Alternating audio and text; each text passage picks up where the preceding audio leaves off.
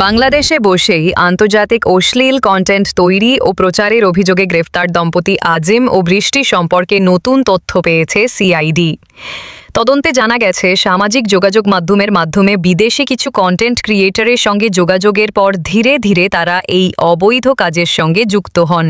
প্রথম দিকে তারা সাধারণ ভিডিও তৈরি করলেও পরে বিদেশি ওয়েবসাইটে কন্টেন্ট বিক্রির মাধ্যমে আয় শুরু করেন। ক্রমে জনপ্রিয়তা ও অর্থের লোভে নিজেদের ভিডিও আপলোড করতে থাকেন, যা দ্রুত ছড়িয়ে পড়ে। এভাবেই তারা এক আন্তর্জাতিক পর্ন সাইটে নিয়মিত কন্টেন্ট আপলোড করে আলোচনায় আসেন। তদন্ত কর্মকর্তারা জানিয়েছেন, আজিম ও বৃষ্টি শুধু নিজেরাই নয়, আরও কয়েকজনকে এই কাজের সঙ্গে যুক্ত করার চেষ্টা করছিলেন। তাদের বিরুদ্ধে পর্নোগ্রাফি নিয়ন্ত্রণ আইন 2012 অনুযায়ী মামলা প্রক্রিয়াধীন রয়েছে।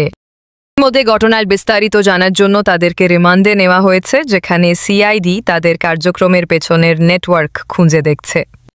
দয়া করে কেউ এই ঘটনার সঙ্গে সম্পর্কিত কোনো লিঙ্ক বা ভিডিও চাওয়ার চেষ্টা করবেন না। এটি সম্পূর্ণভাবে পলিসি লঙ্ঘনের আওতায় পড়ে।